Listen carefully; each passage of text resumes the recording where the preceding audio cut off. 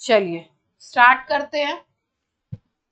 हमने सीरीज करी थी लाइमन, बामर, पाशन और कौन कौन सी थी सीरीज जो थी स्पेक्ट्रम के अंदर, वो कौन कौन सी थी? लाइमन, बामर, पाशन, पाशन और कौन सी थी? ब्रैकेट, फंड और कौन सी थी? हम्फ्री। ठीक है, तो याद रखेंगे ये जो लाइमन सीरीज है ये यूवी रीजन में आती है, अल्ट्रावायलेट रीजन में।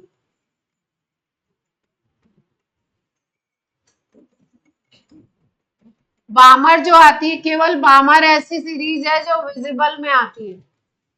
विजिबल वही होगा स्पेक्ट्रम का पार्ट जो आप आंखों से देख सकते हैं, है ना। विजिबल में केवल बामर आती है। पाशन, पाशन, ब्रैकेट, फंड ये सब इंफ्रारेड में आती है। हम्फ्री की अगर बात करो तो इसको बोलते हैं फार इंफ्रारेड। स्पेक्ट्रम में मैंने आपको क्या बताया था कि वेव्स जितने भी तरीके का, इलेक्ट्रोमैग्नेटिक वेव्स जितने भी तरीके की हैं, सबको अगर आप इंक्रीजिंग वेवलेंथ के ऑर्डर में या डिक्रीजिंग फ्रीक्वेंसी के ऑर्डर में अरेंज कर दीजिए तो उसको आप क्या कहते हो? इलेक्ट्रोमैग्नेटिक स्पेक्ट्रम कहते हो, है ना। तो इस इलेक्ट्रोमैग्नेटिक स्पेक्ट्रम में भी आपको याद करना होगा कि किसकी वेवलेंथ सबसे कम है, किसकी वेव फ्रीक्वेंसी सबसे कम है। तो उसके लिए एक सीक्वेंस याद रखेंगे, वो सीक्वेंस भी आपको बता देती हूँ। उसका कुछ खास ऐसा काम नहीं है, पर फिर भी कभी कभी क्वेश्चन में आपसे वेवलेंथ निकलवा के ऑर्डर वगैरह कुछ ऐसी चीजें पूछ सकते हैं, तो उसका ऑर्डर देख लेते हैं। हम्फ्री में फार इंफ्रारेड, हम्फ्री में फार इंफ्रारेड।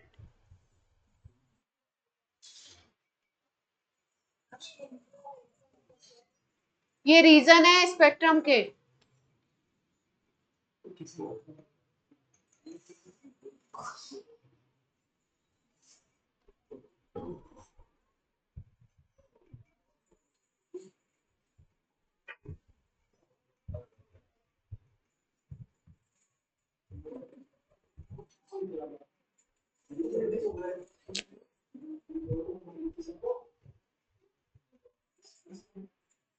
स्क्रीन शॉट्स नहीं है इसमें।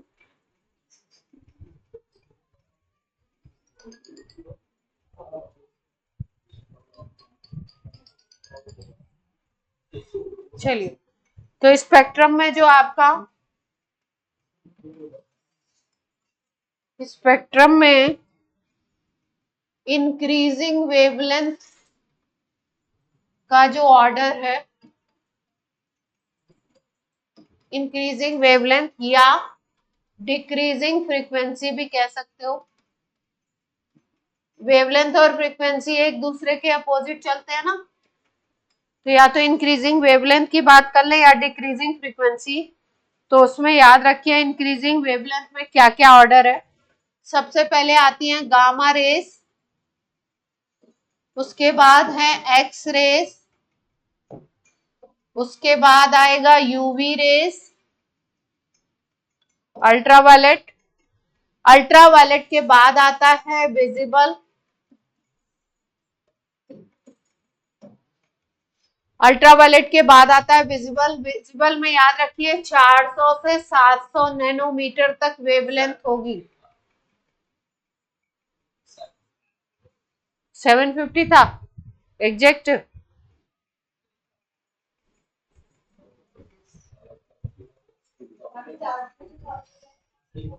नैनोमीटर विजिबल की रेंज है। हाँ, विजिबल की याद रखिए ये 400 से छोटा होगा, इधर वाले 700 से बड़े होंगे।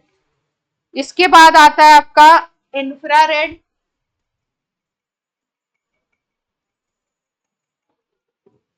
उसके बाद आएगा माइक्रोवेव,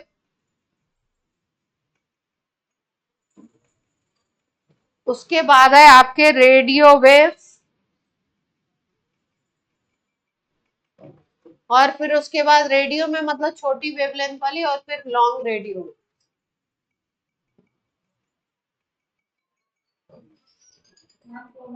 इतना अगर आपने याद रखना है, gamma, x, UV, visible, infrared, micro, radio. Gamma, x, UV, infra, micro, radio. हाँ, रेडियो में नॉर्मल है और फिर लॉन्ग रेडियो वेव्स है ना, इधर ही आएगी। Gamma, x, UV, visible, infrared, microwave, radio. इतना मोटा मोटा याद है तो अपने सब कहाँ, विजिबल को भी आई लिख दिया, शॉर्ट में लिखा है। हाँ चले जाओ।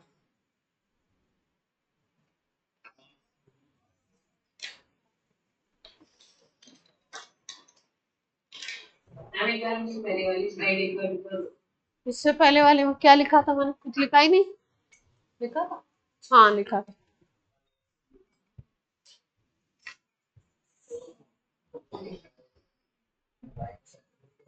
हाँ, वो तो ऐसे ही कर दिया, उसका कोई स्पेशल मीनिंग।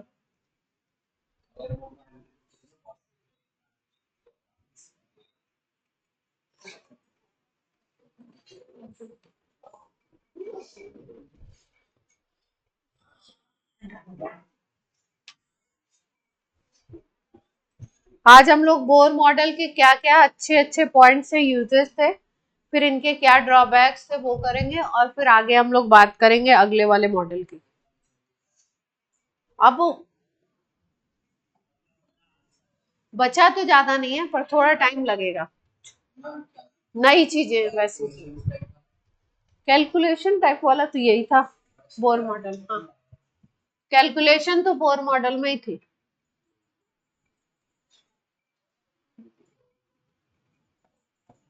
चलिए एक इस पे क्वेश्चन कर दीजिए, फिर उसके बाद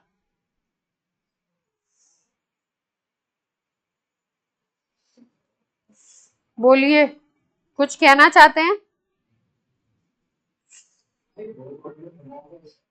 क्या? बोर मॉडल के साथ साथ ही बताया गया, बोर मॉडल में नहीं है।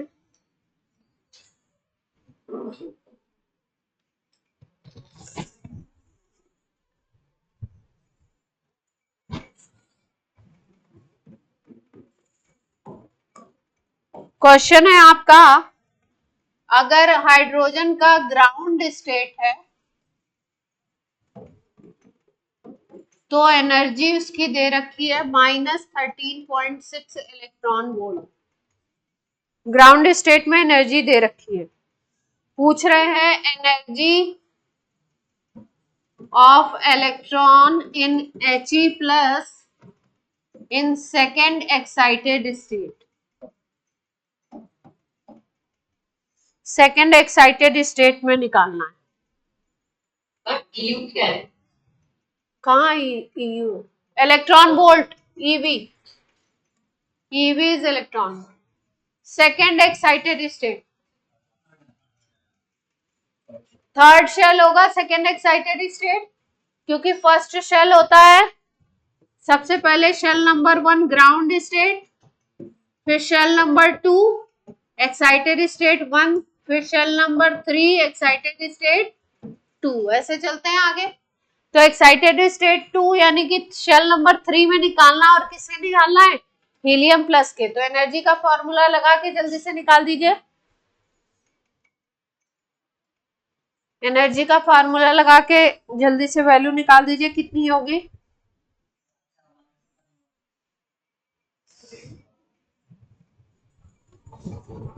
फॉर्मूला था -13.6 Z² by N²। Shell number 3 है, सेकेंड एक्साइटेड स्टेट मतलब शेल नंबर 3, और हीलियम का एटॉमिक नंबर होता है 2, तो 2 का स्क्वायर और यहाँ पे क्या आ गया 3 का स्क्वायर, तो वैल्यू कितनी आ जाएगी 13.64/9। कैलकुलेट करेंगे तो ये वैल्यू आ रही है लगभग -6.04 -6.04 इलेक्ट्रॉन वोल्ट।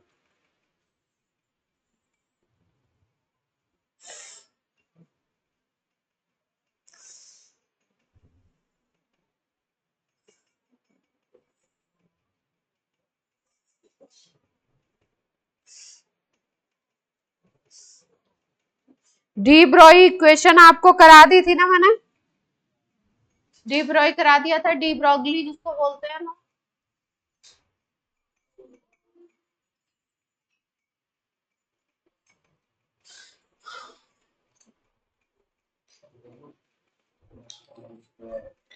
लैम्डा निकाला था,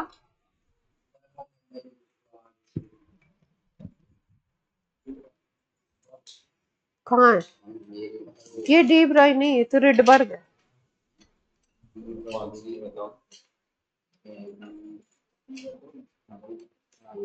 हाँ, डुअल नेचर ऑफ मैटर,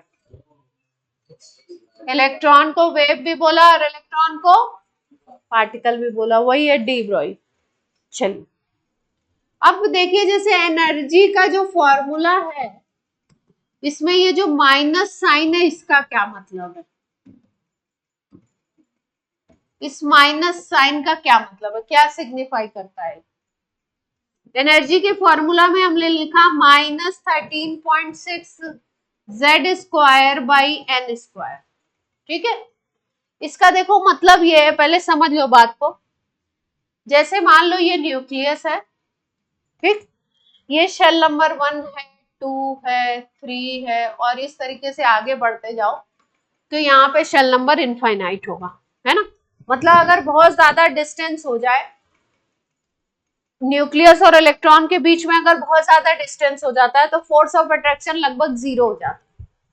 यानी अगर इनफाइनाइट पे चला जाए इलेक्ट्रॉन तो न्यूक्लियस और इलेक्ट्रॉन के बीच में कोई फोर्स ऑफ अट्रैक्शन नहीं रहता है, तो उस टाइम पे हम मानते हैं कि इलेक्ट्रॉन की एनर्जी 0 है। तो क्या मानते हैं हम, eight infinite energy of electron is assumed to be 0। Infinite पे एनर्जी ऑफ इलेक्ट्रॉन क्या मानी जाती है, 0। फिर उसके बाद ये इलेक्ट्रॉन जैसे जैसे पास आता है न्यूक्लियस का फोर्स ऑफ अट्रैक्शन लगता है, और न्यूक्लियस पे होता है पॉजिटिव चार्ज और इलेक्ट्रॉन पे होता है कैसा चार्ज, नेगेटिव। जब भी दो चार्ज पार्टिकल पास आए और फोर्स ऑफ अट्रैक्शन लग रहा हो, पॉजिटिव नेगेटिव है तो फोर्स ऑफ अट्रैक्शन लगेगा। जब फोर्स ऑफ अट्रैक्शन लगता है इस तरीके से तो धीरे धीरे क्या होता है कि धीरे धीरे, अब यहाँ पे तो एनर्जी 0 थी और यहाँ पे फोर्स ऑफ अट्रैक्शन लगने लगा, तो जब फोर्स ऑफ अट्रैक्शन लगता है तो ऐसे केसेस में एनर्जी बाहर निकलती है, कुछ अमाउंट ऑफ एनर्जी क्या होगी, बाहर निकलने लगेगी। जब एनर्जी बाहर निकलती है तो पहले एनर्जी 0 थी, अब उससे कुछ एनर्जी आप बाहर निकाल रहे हो तो 0 से छोटी वैल्यू हो जाएगी एनर्जी की। पहले एनर्जी 0 थी, नंबर लाइन में हम क्या बोलते हैं, इधर चलोगे छोटा चलोगे तो -1 -2 -3 ऐसे चलेंगे, अगर बढ़ाएंगे तो +1 +2 ऐसे नंबर बढ़ेगा, है ना। तो पहले यहाँ पे एनर्जी क्या थी, 0 थी। जैसे जैसे पास आता है इलेक्ट्रॉन न्यूक्लियस के, क्या लगता है यहाँ पे, फोर्स ऑफ अट्रैक्शन लगता है, जिसकी वजह से एनर्जी क्या होती है, थोड़ी बाहर निकलती है, इवॉल्व करती है, बाहर निकलेगी। और जब एनर्जी बाहर निकलेगी तो उस इलेक्ट्रॉन की अल्टीमेटली एनर्जी क्या होती है, डाउन होती है, कम होती है, मतलब 0 से कम लेते हैं उसको। इसलिए यहाँ पे जो साइन है एनर्जी का क्या लगाते हैं हम लोग, माइनस लगाते हैं। पहली बात तो ये कि माइनस साइन का क्या मतलब है, इसमें मतलब ये है कि इनफाइनाइट में मानी गई है 0। जब इलेक्ट्रॉन पास आता है धीरे धीरे किसी शेल में आता है, किसी शेल में हम एज्यूम करते हैं तो हम बोलते हैं कि फोर्स ऑफ अट्रैक्शन वहां पे एग्जिस्ट कर रहा है, इसलिए उसकी एनर्जी कम हो रही है, इसलिए अब एनर्जी किस में आ रही है उसकी, जीरो से अब माइनस में है। ठीक, दूसरी चीज, अगर किसी इलेक्ट्रॉन को आपको इनफाइनाइट पे भेजना है, इनफाइनाइट पे भेजने का मतलब है कि उस इलेक्ट्रॉन को उस एटम के न्यूक्लियस से डी अटैच कर दो, अलग कर दो। तो हम लोग जैसे बोलते हैं ना कि जैसे सोडियम है, इसमें इलेक्ट्रॉन है 281, 11 इलेक्ट्रॉन होते हैं। अगर इससे आपने एक इलेक्ट्रॉन माइनस कर दिया तो ये क्या बन जाता है, Na प्लस बन जाता है, 28 बन जाता है, यानी एक इलेक्ट्रॉन इससे बाहर निकल गया। मतलब इसका क्या हो गया, इस प्रोसेस को हम लोग कहते हैं आयनाइजेशन। क्या कहते हैं इस प्रोसेस को, आयनाइजेशन। मतलब अगर इलेक्ट्रॉन को डी अटैच कराना है, बाहर निकालना है, तो प्रोसेस इज कॉल्ड आयनाइजेशन। तो अगर इस तरीके से सोचो कि कोई इलेक्ट्रॉन यहाँ पे है और वो इनफाइनाइट पे जाता है, तो उसकी एनर्जी कितनी हो जाती है, जीरो। और इनफाइनाइट पे जाने का मतलब भी यही होता है कि इलेक्ट्रॉन को आपने शेल से डी अटैच कर दिया, आयनाइज कर दिया, बाहर कर दिया। इसका मतलब किसी इलेक्ट्रॉन को आयनाइज करने के लिए, किसी एटम को आयनाइज करने के लिए आपको उसकी एनर्जी को अल्टीमेटली क्या करना पड़ेगा, उस इलेक्ट्रॉन की एनर्जी को जीरो करना पड़ेगा। तो अगर हम बोले कि हाइड्रोजन में एक इलेक्ट्रॉन है शेल नंबर 1 में और उसकी एनर्जी है -13.6 इलेक्ट्रॉन वोल्ट। अब आप क्या करना चाहते हो, इसको यहां से डी अटैच करना चाहते हो, मतलब इसको इनफाइनाइट पे भेजना चाहते हो, आयनाइज करना चाहते हो उस एटम को। तो इसका मतलब है कि हाइड्रोजन से जब आप H प्लस बनाना चाहते हो तो एनर्जी अब -13.6 से कितनी होनी चाहिए, जीरो। तो जब -13.6 से जीरो करनी है एनर्जी, तो हम लोग क्या करते हैं, देखिए ध्यान से, जैसे मान लो हाइड्रोजन के फर्स्ट शेल का इलेक्ट्रॉन है और उसकी एनर्जी है -13.6 इलेक्ट्रॉन वोल्ट फर्स्ट शेल में। ठीक है, अब इसको हमको कहाँ पे भेजना है, इनफाइनाइट पे, मतलब उसकी एनर्जी कितनी करनी है, अब जीरो करनी है। इनफाइनाइट पे भेजने का मतलब H से क्या बनाओगे, अब H प्लस बना दोगे, उसमें से इलेक्ट्रॉन निकाल दोगे, है ना। तो H से H प्लस बनाने के केस में जब एनर्जी जीरो होनी है और पहले से एनर्जी -13.6 है, मतलब we have to supply +13.6 electron volt. जैसे ही आप +13.6 इलेक्ट्रॉन वोल्ट एनर्जी बाहर से दोगे, -13.6 उसकी थी, +13.6 मिलके उसकी एनर्जी क्या होगी, जीरो, और वो कहां पे चला जाएगा, इनफाइनाइट, मतलब काफी डिस्टेंस पे हो जाएगा, जहां पे फोर्स ऑफ अट्रैक्शन क्या हो जाएगा उसका, जीरो। पॉइंट क्लियर है, बोलिए बच्चों ऑनलाइन। तो आपसे कोई क्वेश्चन पूछता है कि एनर्जी के हर फॉर्मूला यूज करते हो आप, तो पॉजिटिव साइन के साथ यूज करते हो, ये एनर्जी में माइनस साइन का क्या मतलब है, तो आप बताएंगे माइनस साइन का मतलब है कि इसकी एनर्जी जीरो से कम है और इसको अगर इनफाइनाइट पे भेजना है तो इतनी ही पॉजिटिव एनर्जी हमको देनी पड़ेगी। क्लियर है, तो ये पॉइंट नोट कर लीजिए फटाफट से। ये जो लिखा है आपने ना एनर्जी का माइनस साइन सिग्निफाइज, के बाद आप लिख लीजिए we have to supply +13.6 electron volt energy if we want to place electron at infinite। Note कर लीजिए केशव, कर लिया।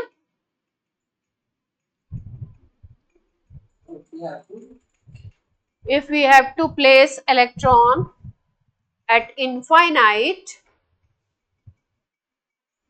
we have to, सेकंड वाला था जूल वाला, उसको हाँ जूल वाले में फिर उतने जूल ले लेंगे। हाँ। जिस भी शेल में इलेक्ट्रॉन है अगर उससे इनफाइनाइट पे भेजना है तो उतनी एक पॉजिटिव एनर्जी दे दो। ये हमने फर्स्ट शेल का एग्जांपल लिया है, तो फर्स्ट की बात करें, we have to give +13.6 electron volt energy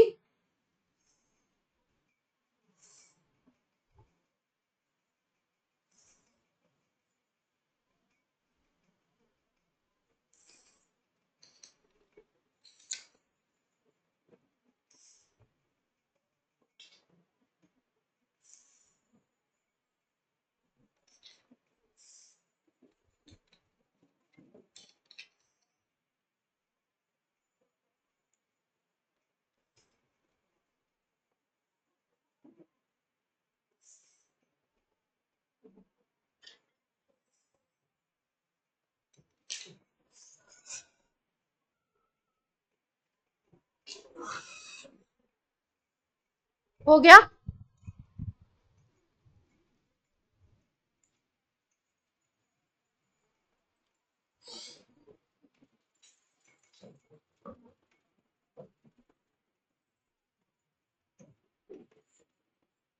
अब यूजफुलनेस क्या है आपकी of Bohr model, Bohr model की अच्छी बातें क्या हुई?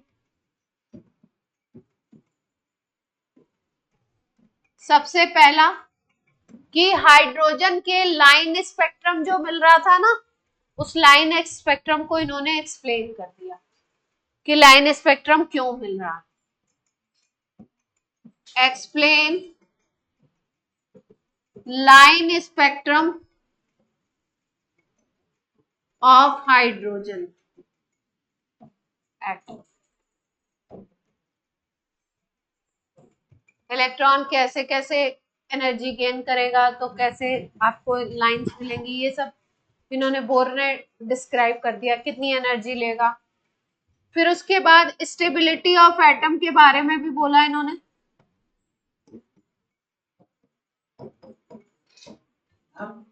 हाँ हाँ, तो अभी बात करेंगे ना। ड्रॉबैक्स लिखवा दिए मैंने, कितने? स्टार के इफेक्ट और वो सब कर लिखवाया था उसमें, ज़ीमैन इफेक्ट, स्टार के इफेक्ट, ये सब करवा दिया था।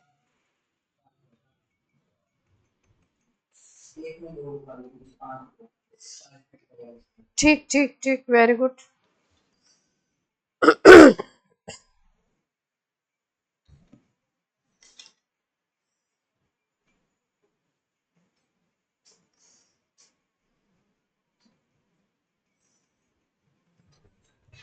स्टेबिलिटी ऑफ एटम को एक्सप्लेन कर दिया था, जो रदरफोर्ड मॉडल से नहीं हो पाया था ना।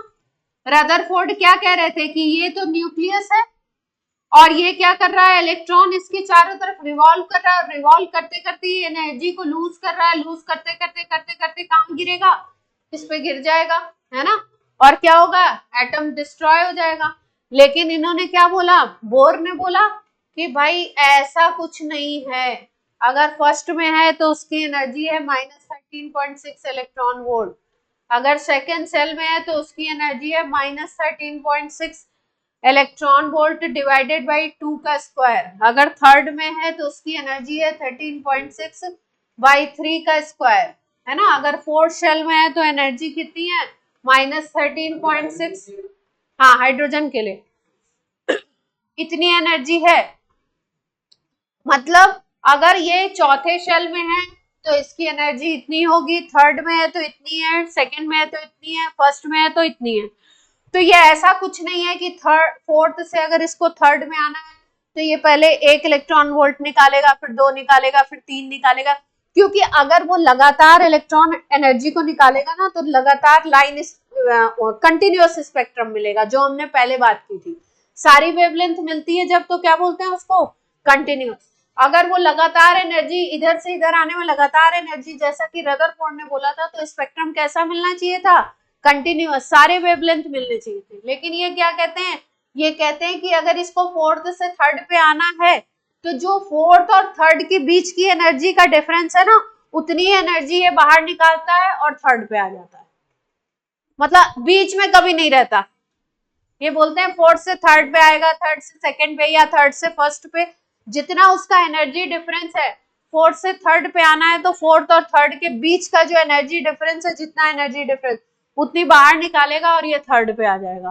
तो एक बार फोर्थ पे अगर है और थर्ड पे आया तो एक पर्टिकुलर एनर्जी का अमाउंट है जो डिफरेंस है, जो जैसे थर्ड और फोर्थ के बीच में, इस बात को ध्यान से समझना, कई बार बच्चों को समझ नहीं, थर्ड और फोर्थ के बीच में अगर एनर्जी का डिफरेंस बोलो तो कितना आएगा, ये आपका एनर्जी है -13.6 बाई 3 का स्क्वायर, और इनका डिफरेंस क्या होगा, -13.6 बाई 4 का स्क्वायर, है ना।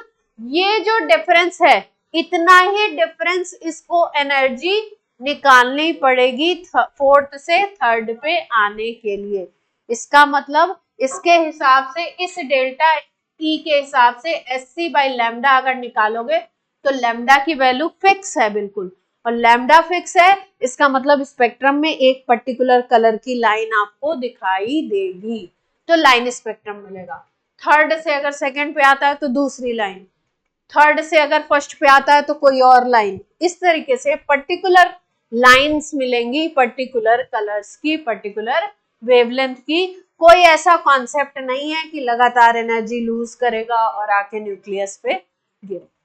ठीक है, तो ये एक्सप्लेन किया इन्होंने बहुत अच्छे से। रदरफोर्ड के मॉडल में जो ड्रॉबैक आ रहा था उसको इन्होंने एक्सप्लेन कर दिया।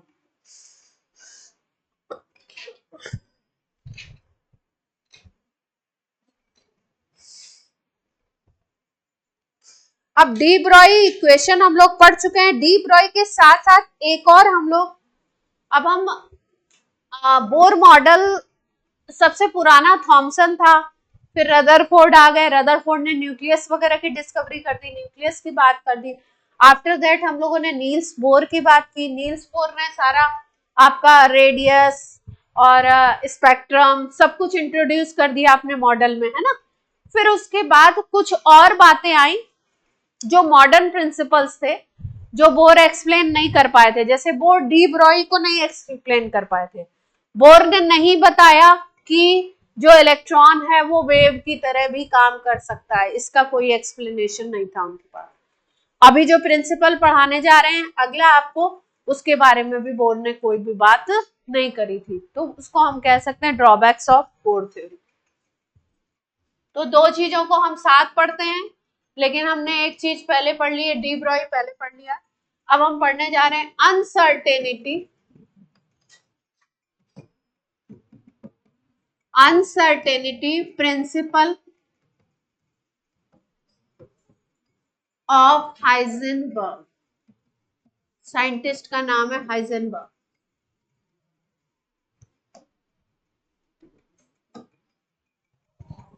हाइजेनबर्ग एक साइंटिस्ट थे, उन्होंने एक प्रिंसिपल दिया अनसर्टेनिटी प्रिंसिपल।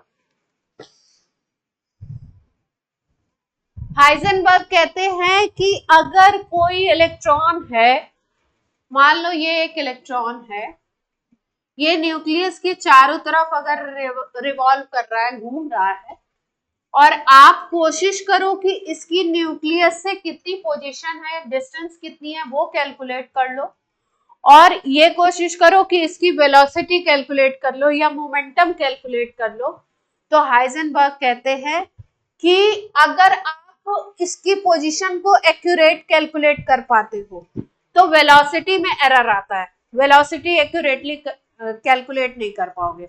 और अगर किसी इलेक्ट्रॉन की किसी पॉइंट ऑफ टाइम पे आप वेलोसिटी अच्छे से कैलकुलेट कर लेते हो, उसमें कोई एरर नहीं आता, एक्यूरेट करते हो, तो उसकी पोजीशन में एरर आता है। इसका मतलब दोनों को साथ साथ कैलकुलेट करना इम्पॉसिबल है, ये बताया था हाइजेनबर्ग ने अपने प्रिंसिपल में। क्या प्रिंसिपल है इनका कि if we want to calculate position and velocity और पोजीशन और momentum of electron simultaneously, then it is not possible. If we measure velocity with correctness, then some error in position, and if we measure position with correctness, then some error in velocity. मतलब दोनों को एक साथ साथ आप calculate नहीं कर पाओगे। तो पहले प्रिंसिपल लिख लो, फिर इसका एक छोटा सा फॉर्मूला है।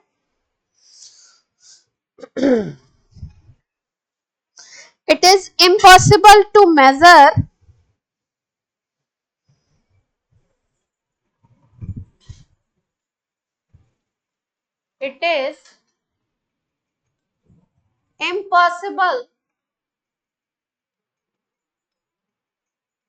to measure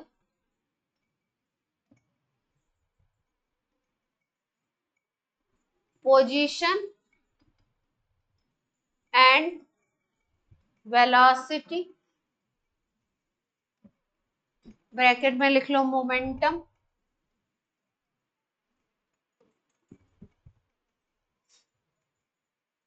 of a small particle, particle छोटा लेना है, इलेक्ट्रॉन भी ले सकते हैं, of a small particle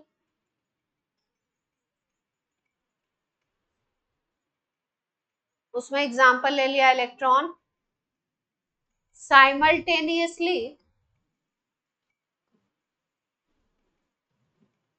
with certainty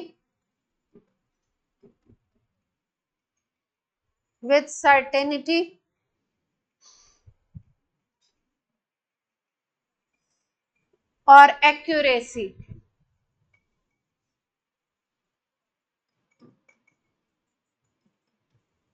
common language में हम सर्टेनिटी को एक्यूरेसी बोल देते हैं, इसीलिए इन्होंने इनके प्रिंसिपल का क्या नाम है, uncertainty principle. If we measure position correctly, then at that time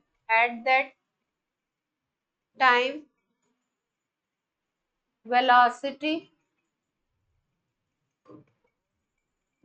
measurement have error, और इसका अपोजिट भी लिख सकते हैं, है ना, if we measure, vice versa लिख दो, वो ज्यादा अच्छा है। If we measure velocity correctly, v correctly,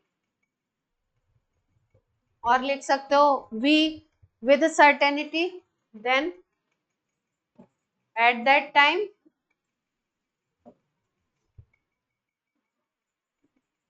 position have uncertainty.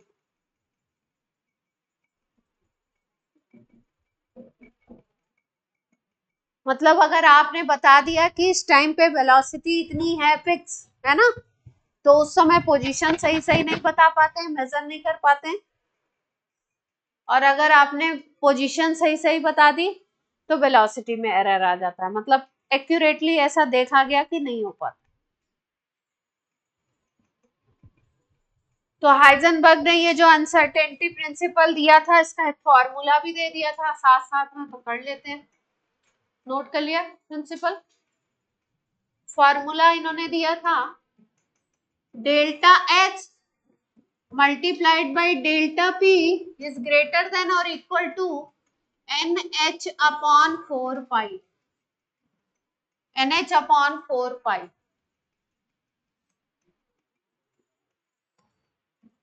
Delta X delta P को हम लिख सकते हैं m multiplied by delta V भी,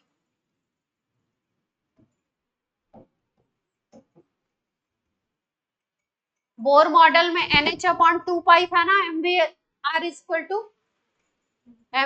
equal to NH upon 2 pi था, इसमें याद रखेंगे NH अपॉन 4 पाई है, ग्रेटर देन और equal. Delta x multiplied by delta we अगर करते हैं तो m नीचे चला जाता है, आ जाता है NH अपॉन 4 पाई m। तीनों फॉर्मूला काम आ सकते हैं, क्या क्या चीज है वो बताती हूँ। डेल्टा एक्स है uncertainty in position,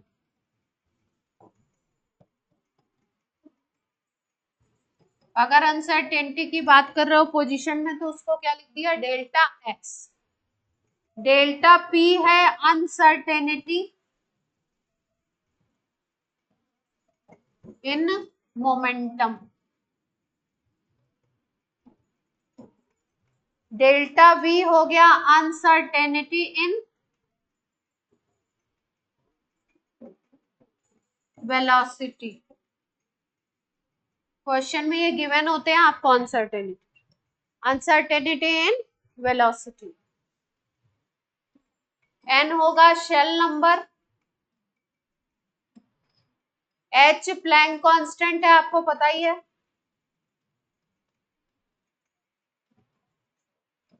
M mass of electron, जो भी आपने छोटा पार्टिकल लिया, यहाँ पे हम इलेक्ट्रॉन ले रहे हैं, mass of electron, E minus बोलते हैं इलेक्ट्रॉन।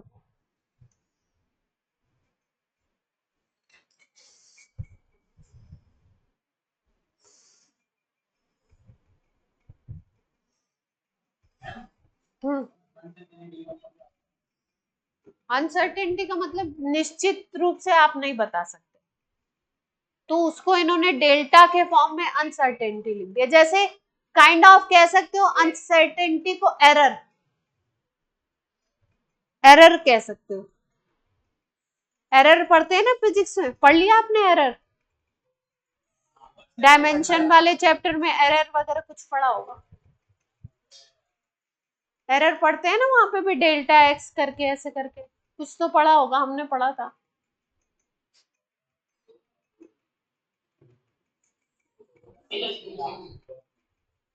हाँ क्या हुआ, कोई कुछ कह रहा है बच्चे?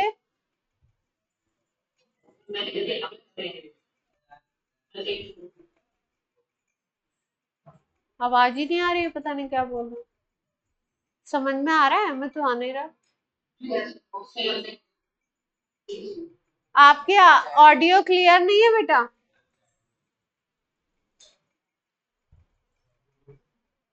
मैसेज कर दो आप।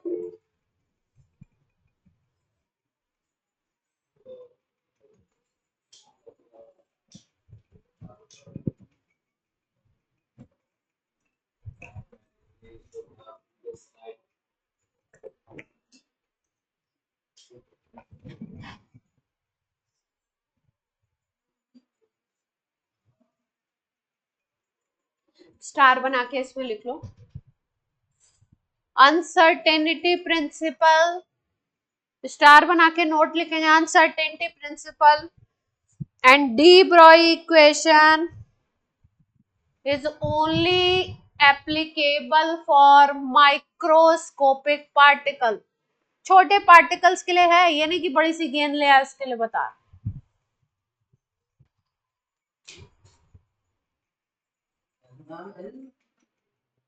Uncertainty principle and de Broglie equation is only applicable for microscopic particles.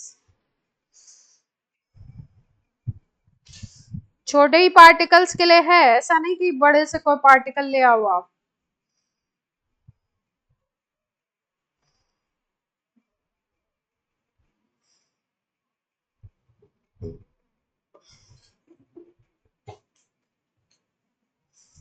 ठीक है,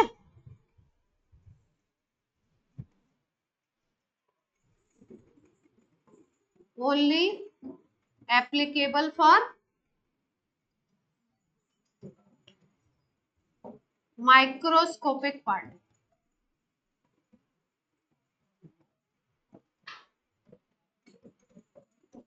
ये भी और डी ब्रॉई भी तो।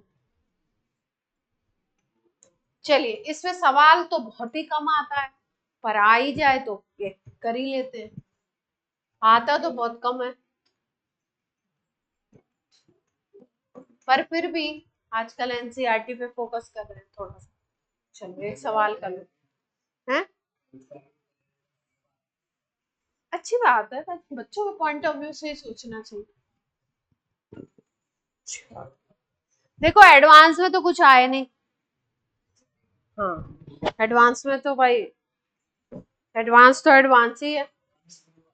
एडवांस का पेपर पता नहीं होता है किसी को क्या है क्या नहीं है ना? अंदाजे लगते हैं, वो बात और है।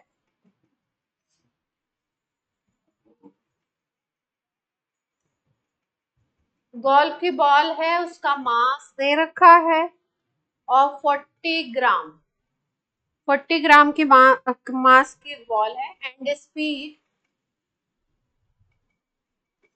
45 मीटर पर सेकेंड। स्पीड भी दे रखी है। If speed can be measured with in accuracy, if speed can be measured with in accuracy of 2%। Speed का मेजरमेंट की एक्यूरेसी कितनी है? 2%। कैलकुलेट अनसर्टेनिटी इन पोजीशन।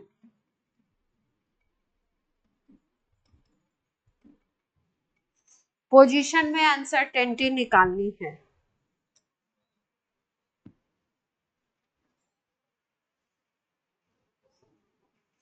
जो आपकी एक्यूरेसी का दे रखा है ना, वही परसेंटेज होता है अनसर्टेनिटी का।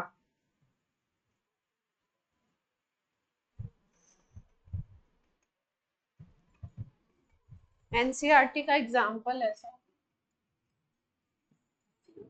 देखो ध्यान से, जो ये एक्यूरेसी का परसेंटेज दे रखा है ना, यही होगा आपका अनसर्टेनिटी का परसेंटेज। किसका? वेलोसिटी का। इसका मतलब अगर आपको डेल्टा वी निकालना है तो आप ऐसे कर सकते हो, जो वेलोसिटी दी है मल्टीप्लाइड बाई 2% कर सकते हो, ऐसे डेल्टा वी निकल आएगा। तो वी आपका कितना था? 45 था ना, 2% निकालेंगे इसका तो कितना आ जाएगा? 90/100, यानी कि 0.9 आ गया। तो डेल्टा वी 0.9 आ गया। अब आपको अनसर्टेनिटी इन पोजीशन पूछा है, डेल्टा वी पता है तो डेल्टा एक्स निकाल सकते हैं अनसर्टेनिटी वाला लगा के। जो आपका वो है formula greater than equal to है, उसको क्या लगा देंगे? Equal to. ये फॉर्मूला लगा सकते हैं, delta x multiplied by delta v is equal to n h upon 4πm लगा दीजिए। एन की वैल्यू कुछ, एन तो एक ही वो मानेंगे है ना, बॉल के लिए ले रहे हैं तो एन की वैल्यू 1 ले लेंगे। एच प्लैंक कांस्टेंट है 6.6 मल्टीप्लाइड बाई 10⁻⁻34 ले लीजिए। मास दे रखा है, ग्राम में दिया हुआ है, केजी में कन्वर्ट कर लीजिएगा।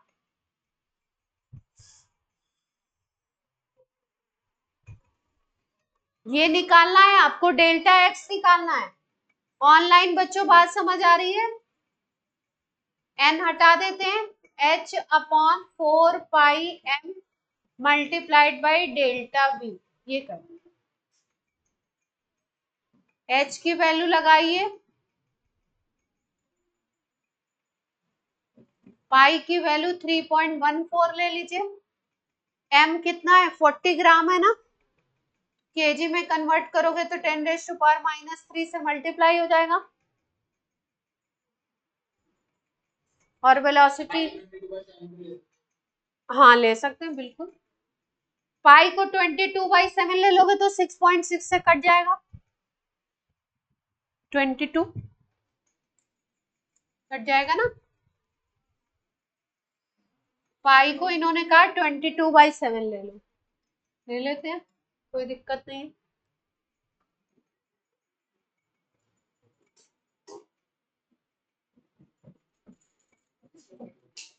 और वेलोसिटी आपकी आ गई थी डेल्टा वी 0.9।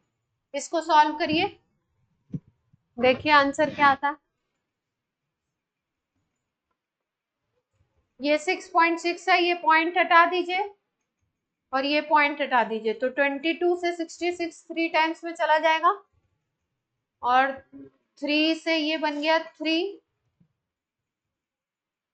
अब यहाँ पे बचता है 3 4 जा 12 और 7 ऊपर चला जाएगा, तो 7 यहाँ पे हो गया 12 मल्टीप्लाइड बाई 40, और ये आपका -3 ऊपर जाएगा तो 10⁻31 है ना, यही हो गया ना। अब ये एक और ऊपर ले जाओगे तो 32 हो जाएगा माइनस का।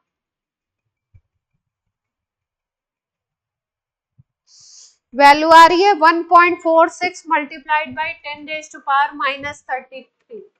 1.46 मल्टीप्लाइड बाई 10⁻³ मीटर।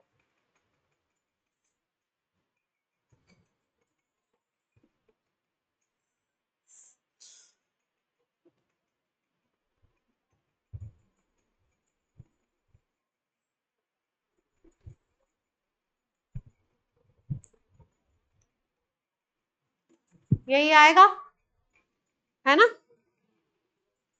चीजों को थोड़ा ऐसे आराम से इस तरीके से ना थोड़ा सा वैसे सॉल्व किया करो, है ना। एक एक एक ये लिख दिया ना मैंने, जैसे ये लिखा था ना तुम्हारा, देखो सॉल्व करने का तरीका, ये 31 है और ये है 12 मल्टीप्लाइड बाई 40 नीचे, ऊपर देखिए क्लास।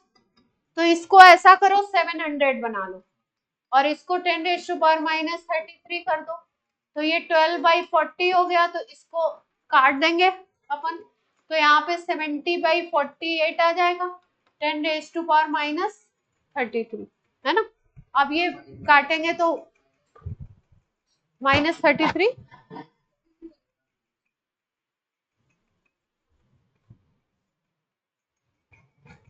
तो ये वैल्यू आ जाएगी अपनी।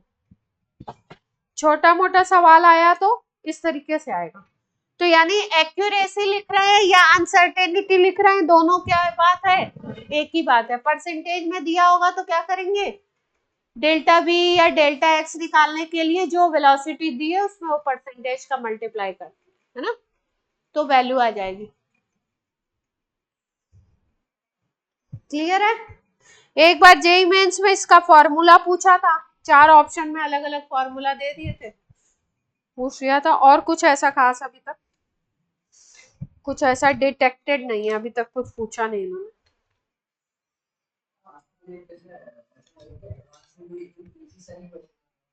हाँ आते हैं ना, आते हैं बिल्कुल।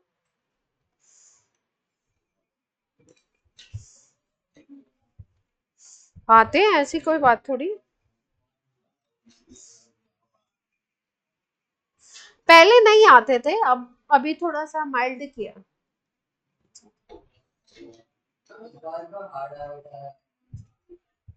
अभी मैंने देखा नहीं, फर्स्ट तो देखा था केमिस्ट्री का, मैथ्स शायद डिफिकल्ट है,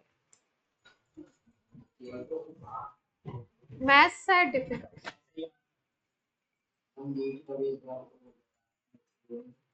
नीट का शायद फिजिक्स से ज्यादा। ठीक है। अब इसके बाद अपने चैप्टर में है, हम लोग पढ़ेंगे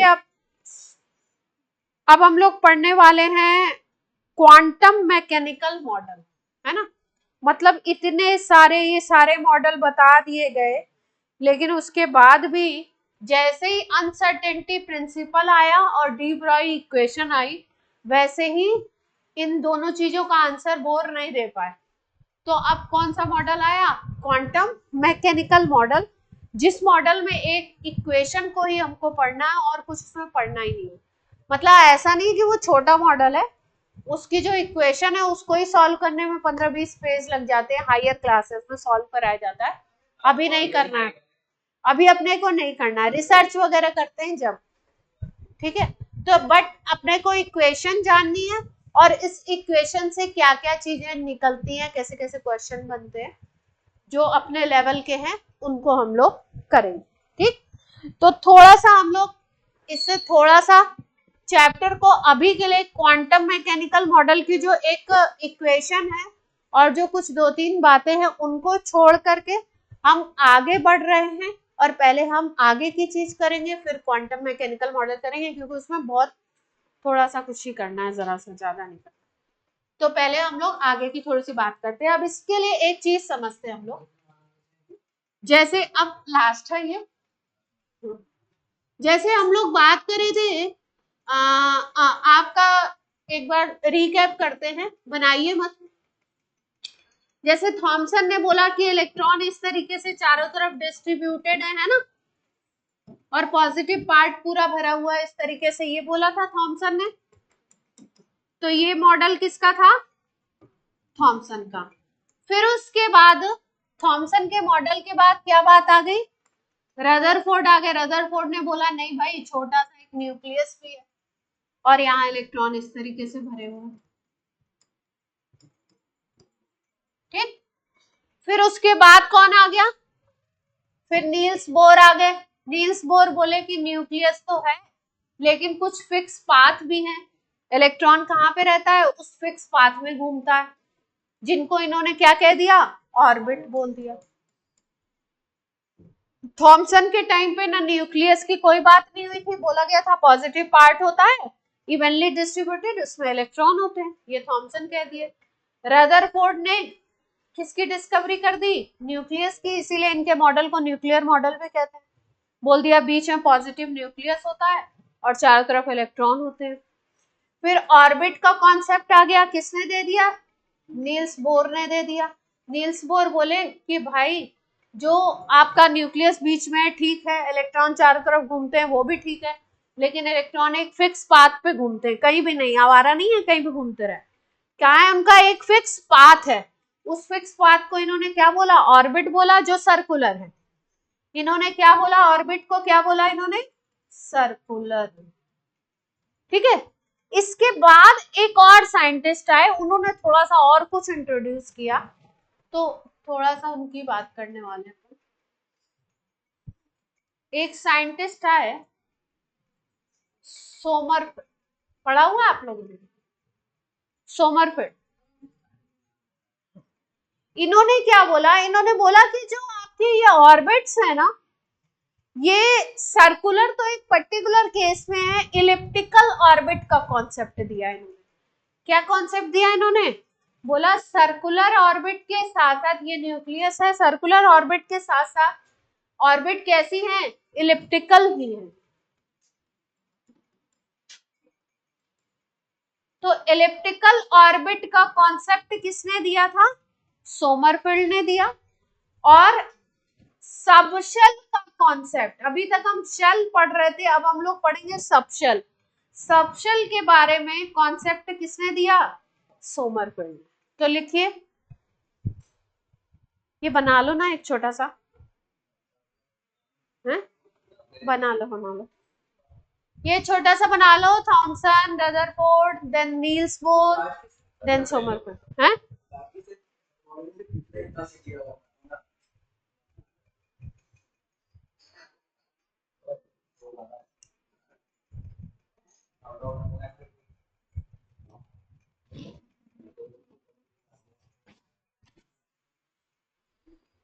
जल्दी से करें सोमरफेल्ड, उसके बाद बात करें।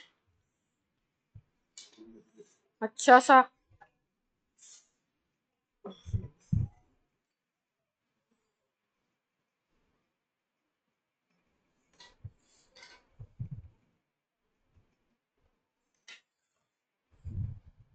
एनसीईआरटी में कुछ है नहीं, फिर भी थोड़ा सा देख लिया करो।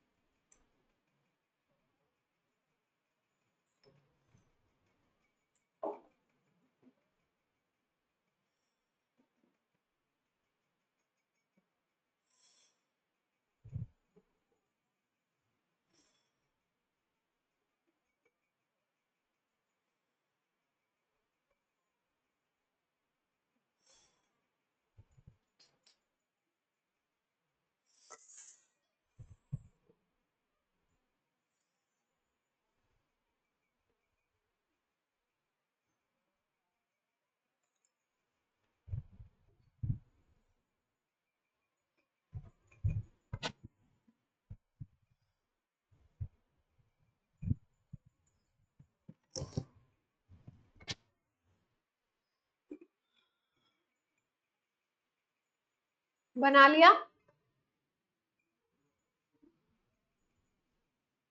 बना लिया सबने? चलो एक ही दो बातें हैं, कर लेते हैं।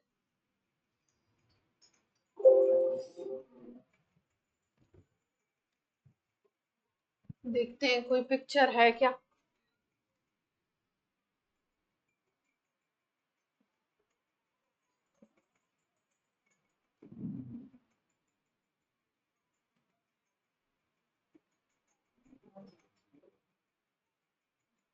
आप लोग चैप्टर को एंजॉय कर रहे हो कि नहीं कर रहे हो? हाँ बच्चों, चैप्टर एंजॉय कर रहे हो कि नहीं?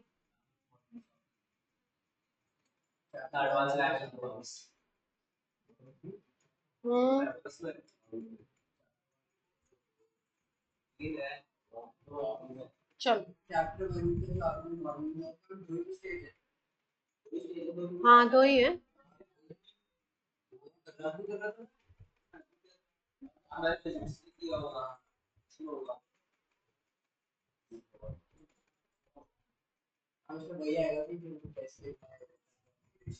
नहीं, आगे आगे बात करेंगे।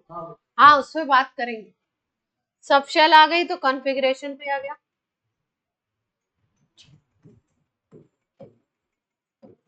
ज्यादा बातें नहीं करनी है इसमें, 2-3 पॉइंट याद रखते हैं।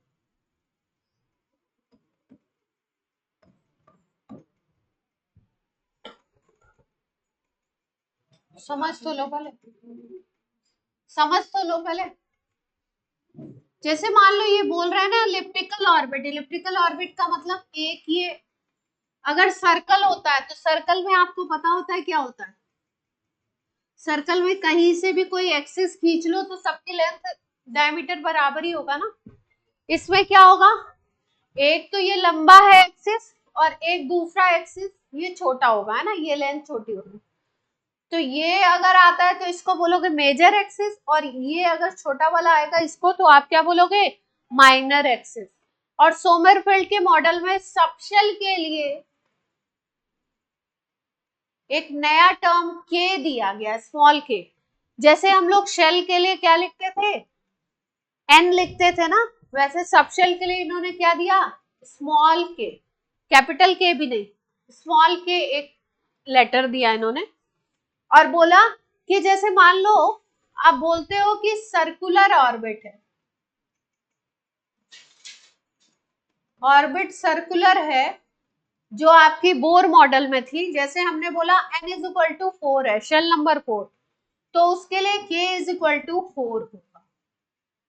मतलब सर्कुलर ऑर्बिट में n और k की वैल्यू क्या हो जाएगी, सेम आ जाएगी, ठीक है। लेकिन n इज इक्वल टू 4 जैसे और भी होंगे सबशेल जिसमें k is equal to 3, n is equal to 4 में k इज इक्वल टू 2 भी होगा, n इज इक्वल टू 4 में k इज इक्वल टू 1 भी होगा, है ना। यानी कि सोमरफेल्ड ने n के साथ साथ क्या कॉन्सेप्ट दिया, k का भी कॉन्सेप्ट दिया। और ये बताते हैं कि अगर कोई ऑर्बिट है तो उसके अंदर सबशेल होते हैं, ऑर्बिट के अंदर क्या होता है, सबशेल होते हैं। और सबशेल के लिए एक नंबर दिया, जैसे शेल नंबर अगर 4 है तो सबशेल का नंबर 4 भी होगा, 3 भी होगा, 2 भी होगा और 1 भी होगा। 4 किसके लिए, जैसे इसको अगर सर्कुलर मान रहे हो तो ये n इज इक्वल टू 4 है और k इज इक्वल टू 4 है, ठीक। अब अगर इसी शेल में ये अंदर वाली सबशेल है तो ये हो जाएगी n is equal to 4 and k is equal to 3। अगर अंदर वाली और हो गई और वो बन गई मेजर एक्सिस और बड़ी हो गई तो n is equal to 4, k is equal to क्या आ जाएगा 2। अगर सबसे छोटी वाली को देखो, ये अंदर वाली, तो n इज इक्वल टू 4 और k इज इक्वल टू क्या आ जाएगा 1। हाँ, total number of subshell is equal to shell number. अगर शेल नंबर 4 है तो सबशेल उसमें कितने होंगे 4, शेल नंबर 3 है तो सबशेल उसमें कितने होंगे 3, शेल नंबर 2 है तो सबशेल उसमें कितने होंगे 2। जैसे ये एग्जांपल हमने लिया है शेल नंबर 4 का, तो उसमें सबशेल कितने होंगे 4 होंगे, 1 2 3 4 कह सकते हो, या उसको कहो k is equal to 1, k is equal to 2, k is equal to 3, k is equal to 4। अब इस सबशेल को और भी नाम देंगे, ये तो इन्होंने कहा था, ठीक है। और इन्होंने बोला कि एक फॉर्मूला बताया n by k is equal to, एक फॉर्मूला बता दिया किसी के लिए भी, n by k is equal to length of major axis by length of minor axis, length of major axis by length of minor axis. Major कौन सी है, ये वाली हो गई, इसको बोल सकते हो मेजर, और इसको क्या बोल सकते हो, इस वाली को माइनर, इसको क्या बोल दोगे माइनर, ठीक। तो ये बड़ी वाली इतनी लेंथ लोगे इसको क्या बोलोगे, मेजर, और ये छोटी वाली लेंथ लोगे इसको क्या बोलोगे, कितना बना लो। ये सब सोमरफेल्ड ने इंट्रोड्यूस किया था।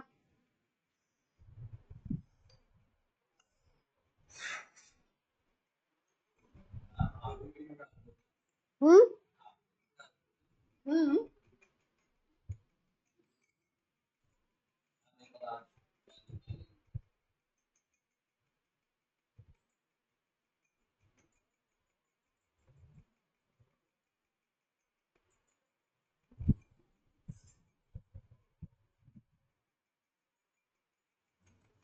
मेजर माइनर देखो, जैसे हमने बोला इलिप्टिकल ऑर्बिट है ना, ये इलिप्टिकल ऑर्बिट है हमने बोला। तो इलिप्टिकल ऑर्बिट में अगर देखो तो दो तरीके के डायमीटर हो जाएंगे। तो इसको हम लोग बोल रहे हैं, ये जो बड़ी वाली है इसको बोल रहे हैं मेजर, ये हो गई पूरी मेजर एक्सिस। अगर ये लंबाई ले लो x, तो ये मेजर एक्सिस हो गई। और अगर दूसरी वाली इसको ले लो तो ये बोलोगे इसको y मान लो, तो y हो गई माइनर। इलिप्स में आपका दोनों रेडियस, सर्कल में तो रेडियस सेम होते हैं, किसी तरफ से ले लीजिए। क्या वो तो वो उसने पूछा था इसलिए अलग से समझाने के लिए। हाँ बनाना।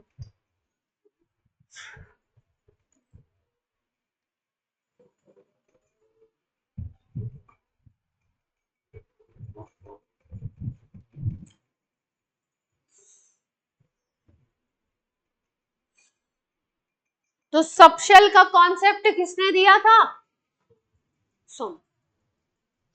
और सोमरफेल्ड के मॉडल से ही थोड़ा सा और आपका जो स्पेक्ट्रम की बातें हुई थी ना, स्पेक्ट्रम में नील्स बोर ने स्पेक्ट्रम को एक्सप्लेन तो कर दिया और बोल दिया कि आपकी लाइन स्पेक्ट्रम मिलता है। लेकिन अब इस स्पेक्ट्रम को बहुत अच्छे से और देखा गया ना, तो देखा गया कि जो स्पेक्ट्रम था उसमें जो लाइन थी उनमें भी छोटी छोटी पतली पतली और लाइंस डिवाइडेड थी। तो उसका रीजन नील्स बोर से पूछा गया कि ये और पतली पतली लाइन ये क्या है, तो नील बोर नहीं बता पाए थे। बोले लाइन स्पेक्ट्रम होता है, अब ये पतली लाइन तो पता नहीं भाई। हाँ, तो उसके बारे में जो बात हुई वो किससे हुई, सोमरफेल्ड से। सोमरफेल्ड ने बोला कि शेल के अंदर सब शेल होते हैं, तो ऐसा नहीं है इलेक्ट्रॉन शेल से शेल पे ही कूदेगा। सब शेल में भी जब कूदता है तो छोटी एनर्जी का डिफरेंस आता है, छोटी एनर्जी का डिफरेंस आता है तो पतली लाइंस मिलती है। तो कहानी में भी क्या हो गई, और कहानी हो गई, ट्विस्ट मिल गया, और लाइन के अंदर और फाइन लाइंस। नोट हो गया। सोमरफेल्ड में इतना ही याद रखना है बस, एक पॉइंट की इलिप्टिकल ऑर्बिट की बात करी थी, और n by k is equal to होता है length of major axis by length of minor axis. और दूसरी बात सबशेल को इंट्रोड्यूस किया था, यही इलिप्टिकल ऑर्बिट्स को इन्होंने क्या बोल दिया, सबशेल।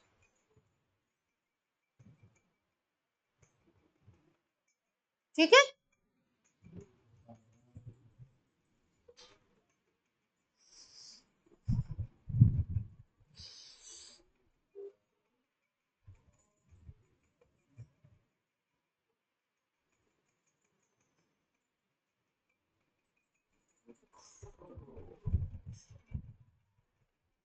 अब क्वांटम मैकेनिकल मॉडल में हम लोग पढ़ेंगे ऑर्बिटल और ये सब चीजें पढ़ने जा रहे हैं, तो थोड़ा सा पहले से ही आपको थोड़ा कुछ चीजें और बता दें।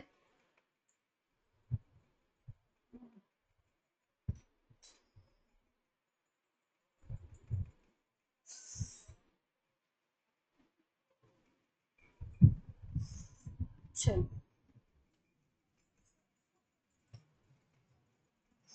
अब एक चीज देखिए, जैसे मान लीजिए शेल का नंबर है n, ठीक है, तो उसके अंदर सबशेल होंगे, सबशेल का नंबर भी कितना होगा, n ही होगा। अगर शेल का नंबर n है तो उसमें सबशेल का नंबर कितना होगा, n। यानी शेल अगर थर्ड है तो उसमें सब शेल कितने होंगे? 3 ही होंगे। उसमें अभी हम लोग आगे पढ़ने वाले हैं ऑर्बिटल। उसमें ऑर्बिटल होते हैं n स्क्वायर। ऑर्बिटल का नंबर कितना होगा? n square. और उसमें इलेक्ट्रॉन का नंबर कितना होगा? टोटल इलेक्ट्रॉन अगर हम देखें हम लोग उसमें, तो टोटल इलेक्ट्रॉन होते हैं 2n स्क्वायर।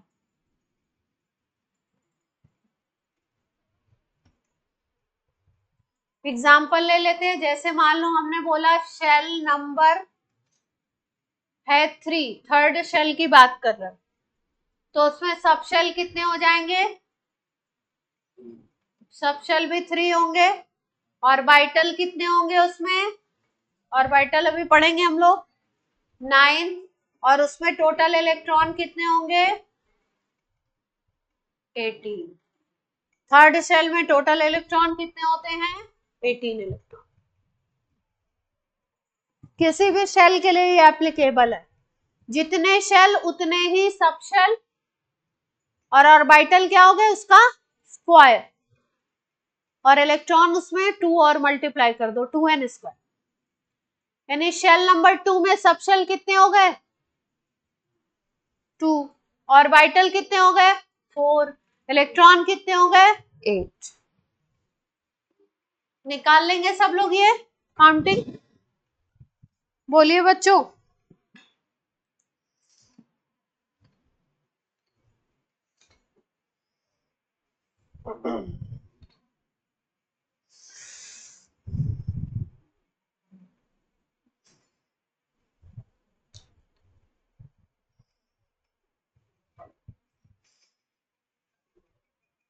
निकाल लेंगे पक्का? चलो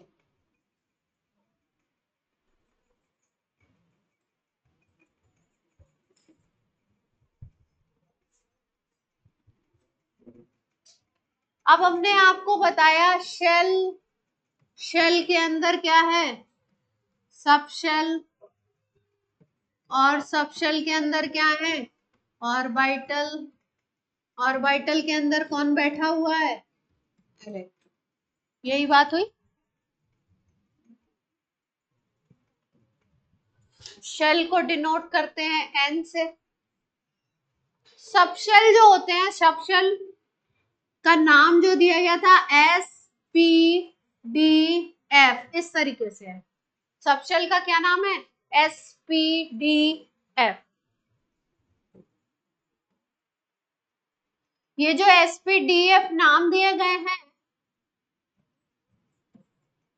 ये SPDF जो नाम दिए गए हैं, ये आपके on the basis of spectrum की जो लाइंस मिली थी वो किस तरीके की है? स्फेरिकल हैं, डिफ्यूज्ड हैं, इनकी बेसिस पे ये नाम दिया गया है ना। ऐसा नहीं है कि हम किसी साइंटिस्ट का मन किया SPDF दे दिया, नहीं। ये आपके स्पेक्ट्रम की लाइंस की बेसिस पे ये नाम दिए गए। तो सब शेल कितने तरीके के हम देखने वाले हैं, जो मेजर हम पढ़ेंगे वो कौन कौन से पढ़ेंगे? SPDF पढ़ेंगे, ठीक है। अगर S सब शेल है, S सब शेल है, तो उसमें जो ऑर्बिटल प्रेजेंट होता है उसको S ऑर्बिटल भी नाम दे देते हैं। उसमें अगर ऑर्बिटल होगा तो उसको क्या नाम दे दोगे? S ऑर्बिटल नाम दे देते हैं। इसके अंदर अगर है P है अगर, तो उसका नाम क्या हो जाएगा? P ऑर्बिटल कह देते हैं। D है तो उसको क्या बोल देते हैं हम? D orbital. F होता है तो उसको क्या कह देते हैं हम? F orbital.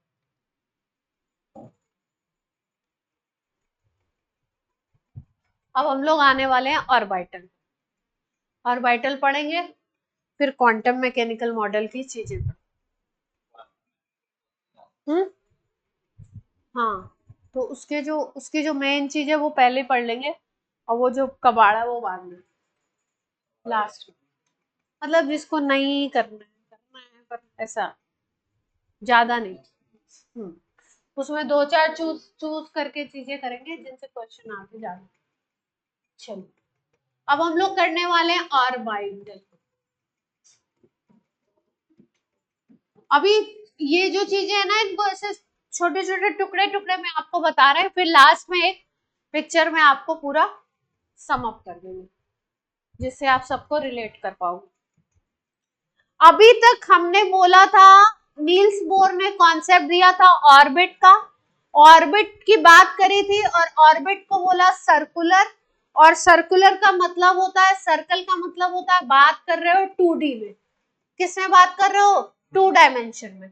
लेकिन जैसे ही क्वांटम मैकेनिकल मॉडल आया उसमें कॉन्सेप्ट आ गया ऑर्बिटल का। ऑर्बिटल का मतलब होता है ये 3D कॉन्सेप्ट है। कैसा कॉन्सेप्ट है ये? 3D।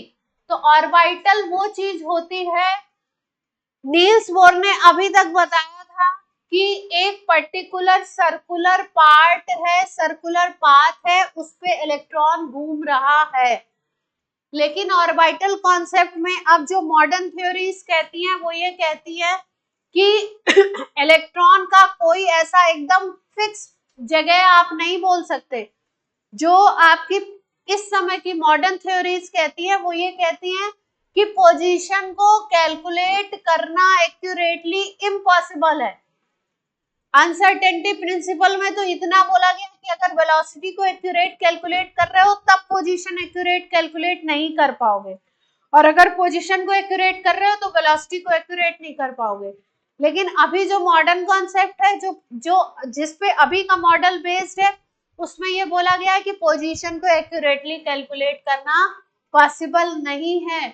और इन्होंने बोला, कौन सा कॉन्सेप्ट दिया? ऑर्बिटल। बोला ये अगर न्यूक्लियस है तो न्यूक्लियस के चारों तरफ एक पर्टिकुलर 3D स्पेस होता है। न्यूक्लियस के चारों तरफ एक पर्टिकुलर एरिया होता है, 3D स्पेस होता है, जिसमें इलेक्ट्रॉन के पाए जाने की प्रोबेबिलिटी मैक्सिमम होती है। 3D स्पेस है, 2D नहीं है, ऑर्बिट नहीं है, 3D एरिया है। अगर मान लो ये न्यूक्लियस है तो इसके चारों तरफ हो सकता है एक ऐसा स्फीयर हो, ऐसी एक बॉल जैसी हो, जिस जगह को हम बोले ऑर्बिटल, और वो उसको ऑर्बिटल उस एरिया को बोलोगे जिसमें इलेक्ट्रॉन के पाए जाने की प्रोबेबिलिटी मैक्सिमम होगी। मतलब जैसे मान लो आपने टाइमर लगा के देखा अभी t=1 सेकेंड पे, है ना, 5 बजे आपने देखा इलेक्ट्रॉन को, फिर आपने 5:05 पे देखा, 5:10 पे देखा, 5 इतने सेकेंड, ऐसे आप टाइम से देखते जा रहे हो उस इलेक्ट्रॉन को। अगर मान लो इलेक्ट्रॉन ये न्यूक्लियस है और इसके चारों तरफ ये एक स्फेरिकल एरिया है, मान लो न्यूक्लियस इसी एरिया में प्रेजेंट है, यहाँ पे इलेक्ट्रॉन इधर प्रेजेंट नहीं है, केवल इसी एरिया में प्रेजेंट है, इतने एरिया। 1 घंटे तक आप ऑब्जर्व करते हो, देखते हो, 1 दिन तक ऑब्जर्व करते हो, इलेक्ट्रॉन यहीं पे है। तो ये जो एरिया होगा 3D में, इस एरिया को बोलोगे ऑर्बिटल। मतलब इलेक्ट्रॉन के पाए जाने की प्रोबेबिलिटी, पॉसिबिलिटी जहां पे मैक्सिमम होगी, उस 3D पोर्शन को आप बोलोगे ऑर्बिटल। ठीक है। और आज का जो कॉन्सेप्ट कहता है वो यही कहता है कि ऑर्बिट का कॉन्सेप्ट नहीं है। क्या कॉन्सेप्ट है? ऑर्बिटल का कॉन्सेप्ट है। तो पहले ऑर्बिटल की डेफिनेशन लिखेंगे, फिर कितने तरीके के होते हैं वो सब।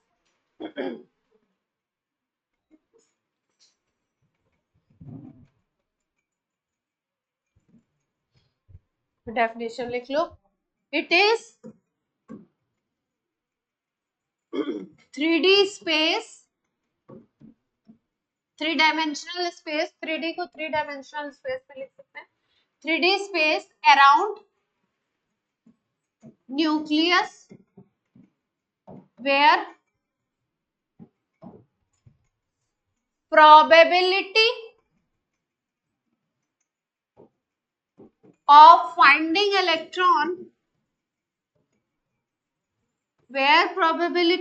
finding electron is maximum।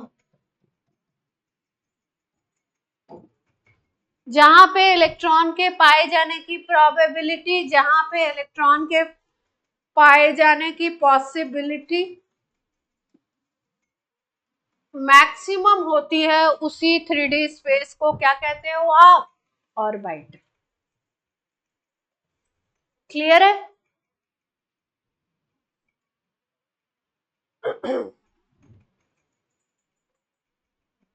Note कर लिया सबने? अब ये ऑर्बिटल जो है जैसे मान लो s सब शेल का अगर ऑर्बिटल है तो ऐसा देखा गया कि s सब शेल का जो ऑर्बिटल होता है वो होता है स्फेरिकल। कैसा होता है? स्फेरिकल। मतलब न्यूक्लियस, ये अगर न्यूक्लियस है तो न्यूक्लियस के चारों तरफ कैसा एरिया होगा? स्फेरिकल एरिया होगा। ये इलेक्ट्रॉन है डॉट डॉट से जो हम दिखा, एस सब शेल में अगर प्रेजेंट है तो इसको क्या बोलते हो आप? S orbital. और इसका शेप कैसा हो गया? शेप कैसा हो गया? स्फेरिकल।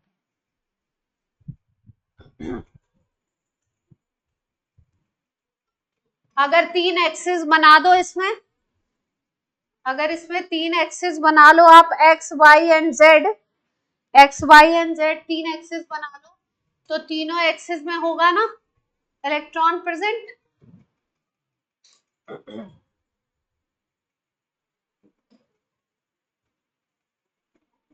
इसको y ले लो, इसको z लेते हैं, इसको इन तीनों में से किसी को भी ले सकते हैं, पर बुक्स जो इसको हम x समझते थे बचपन तक उसको z लेती है। एक्स वाई जेड तीनों डायरेक्शन में इलेक्ट्रॉन इवनली डिस्ट्रीब्यूटेड होगा, एक स्फीयर बनेगा 3D स्पेस, उसको क्या बोलोगे? स्फेरिकल। और s ऑर्बिटल बोलोगे, वो किसमें प्रेजेंट होगा? s सब शेल में। क्लियर है बात? इतना ही याद रखना है इसमें। बना लीजिए डायग्राम। पॉजिटिव का मतलब है बीच में आपने न्यूक्लियस दिखाया है।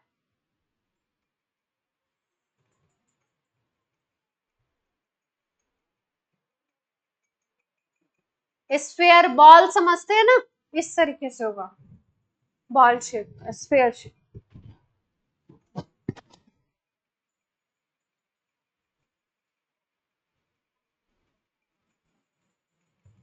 बना लिया सबने?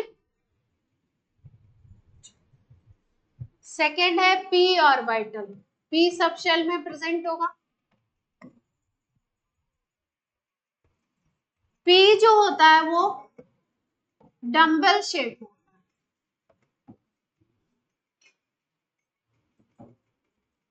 है। डमरू देखा है ना आपने? डम्बल शेप होता है। और 3 तरीके के आपको देखने को मिलेंगे, px, py, pz। 3 तरीके के देखने को मिल रहे हैं। मतलब अगर इलेक्ट्रॉन p y एक्सिस पे है, इलेक्ट्रॉन किधर दिखाई दे रहा है आपको? y एक्सिस पे दिखाई दे रहा है। ये है आपका py,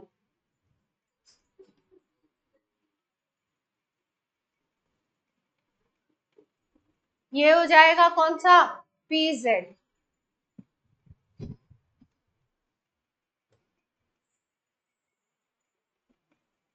ये कौन सा हो जाएगा? px। मतलब इलेक्ट्रॉन डेंसिटी अगर x एक्सिस पे है और डंबल शेप है तो कौन सा ऑर्बिटल है p का? px। अगर y एक्सिस पे है तो कौन सा हो जाएगा? py। और z एक्सिस पे इलेक्ट्रॉन तो कैसा होगा? pz।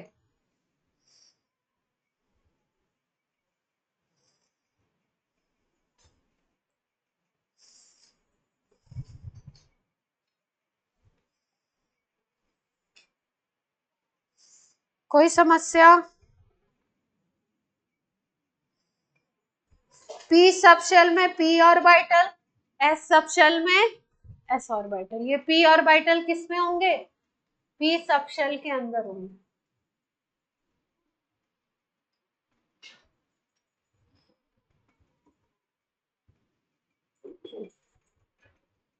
d का करना है अब बस, f कॉम्प्लिकेटेड होता है, करना ही नहीं है।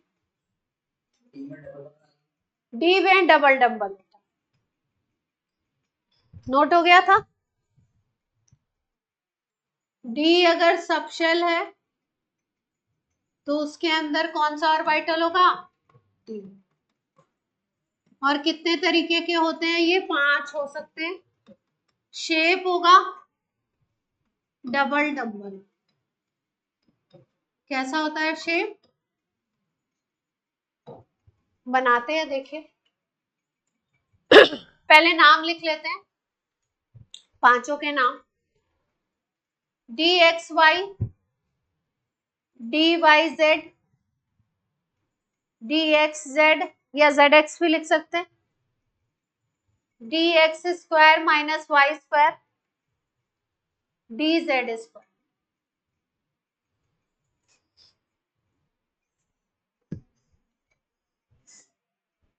डी में कितने हो गए?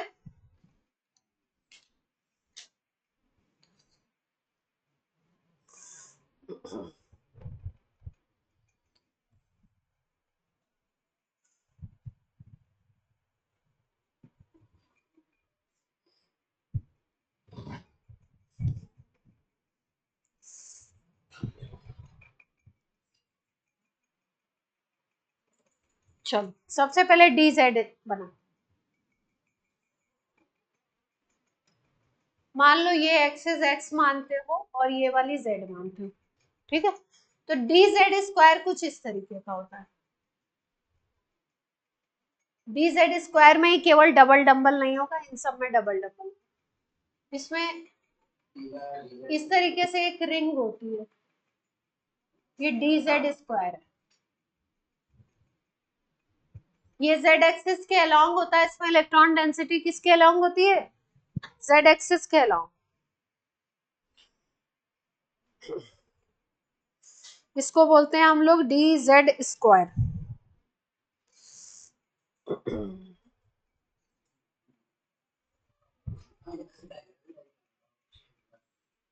है ना, धीरे धीरे आगे बढ़ेंगे। अब dx square minus y square, है ना, इसको पढ़ना है आपने।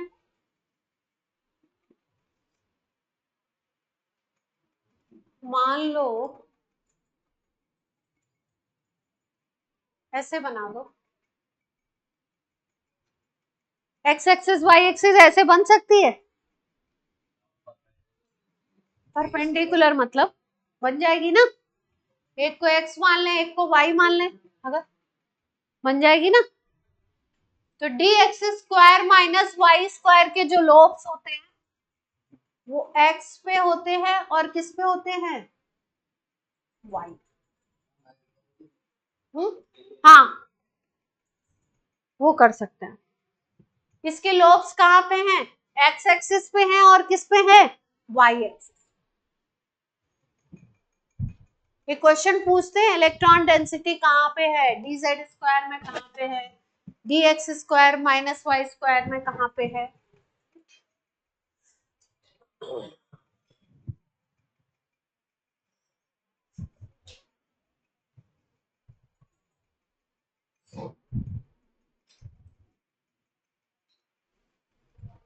अब बात करते हैं dxy की, dxy की, dyz की और dxz।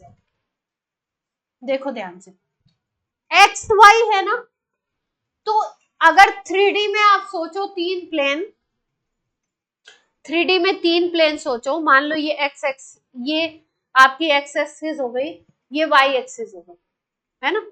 तो x एक्सिस को लेता हुआ ऐसे आप एक प्लेन बना सकते हो और एक y एक्सिस को लेता हुआ ऐसा प्लेन, एक x एक्सिस को ऐसे लेता हुआ प्लेन बन जाएगा और एक y एक्सिस को लेता हुआ प्लेन।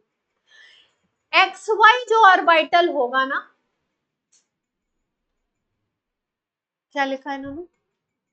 5 का मीनिंग है 5 तरीके के देखने को मिलेंगे अपने।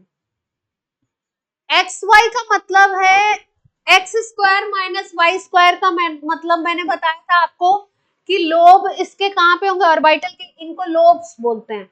ये लोब्स x और y एक्सिस पे लाई करेंगे। x और y जो है dxy, इसमें इलेक्ट्रॉन जो होगा वो आपका x और y के बीच में 45 डिग्री पे होगा। x और y के बीच में कहां पे होगा? 45 डिग्री पे, ठीक है। तो कैसे बना सकते हो डायग्राम? अगर इसको x एक्सिस कह रहे हो, इसको y एक्सिस कह रहे हो, तो x y के बीच में दो डंबल बनाने हैं, कैसे? 45 डिग्री पे। तो कुछ ऐसा दिखा सकते हो क्या? सही बना है? देखो देखो ठीक बना है क्या? एक्स वाई के बीच में होगा, ये मतलब 2D में दिख रहा है। हाँ हाँ हाँ चलेगा। वाई जेड में वाई और जेड के बीच में होगा। हाँ हाँ शेप सेम है। मान लो इसको, ये वाई जेड है तो इसको वाई मान लो, इसको जेड मान लो, तो इसके बीच में बना दो। एंगल कितना याद रखना है?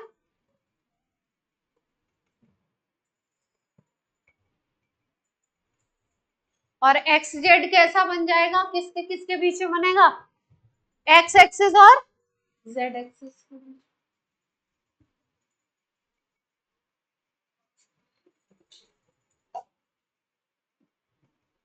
डबल डंबल सारे हैं।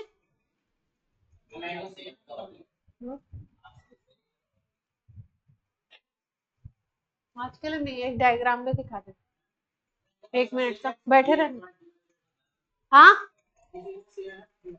हाँ सब में एंगल 45 बीच में होगा। डी जेड स्क्वायर में डी जेड पे होता है इलेक्ट्रॉन, और ये जो एक्स वाई प्लेन होता है इस पे एक रिंग के फॉर्म में यहाँ पे इलेक्ट्रॉन होता है। और d x square minus y square में केवल एक्स एक्सिस और वाई एक्सिस पे होगा, और इसमें जो नाम है उस पे नहीं होगा, एक्स और वाई के बीच में, वाई और जेड के बीच में, एक्स और जेड के बीच में, है ना। तो एक डायग्राम देख लो, फिर उसके बाद देखना है, बनाना है।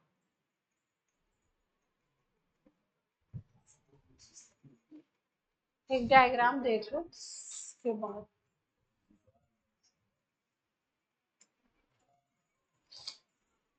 क्या ज्यादा है?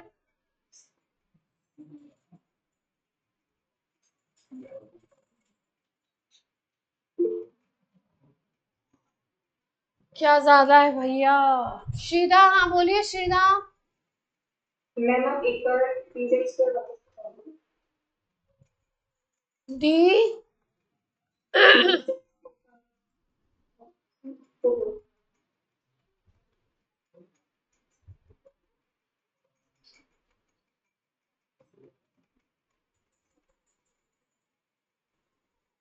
ये देखो, ये डी जेड स्क्वायर है, देखो ये वाला डी जेड स्क्वायर है। डी जेड स्क्वायर का मतलब आपका ये जो जेड एक्सिस है इस पे ही लाई करेगा, इसके लोग। और एल ये आपकी एक्सिस है, एल मतलब एक्स वाई एक्सिस, ये एक्स और वाई एक्सिस दिखा दी। इसको वाई माना है, इसको एक्स माना है, और ये ऊपर वाली को क्या मान लिया है? जेड। तो डी जेड स्क्वायर में जेड पे होगा इलेक्ट्रॉन, और ये जो एक रिंग है ना, रिंग जैसा स्फेरिकल एरिया होगा, फ्लैट एरिया होगा, इस पे होता है इलेक्ट्रॉन।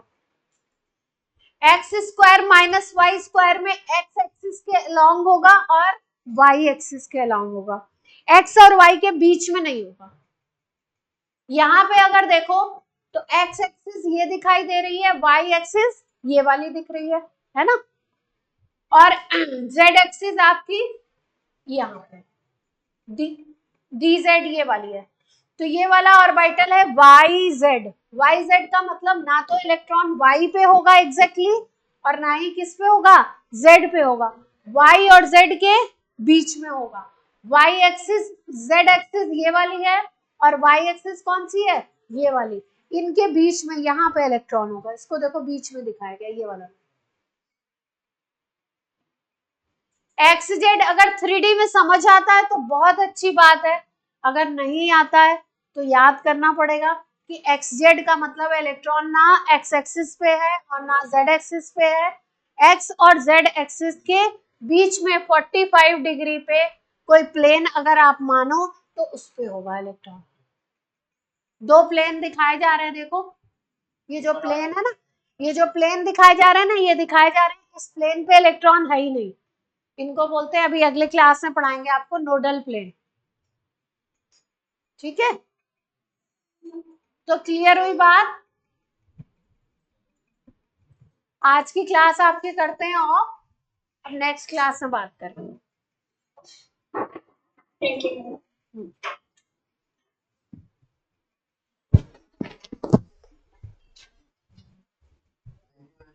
बाय बच्चे।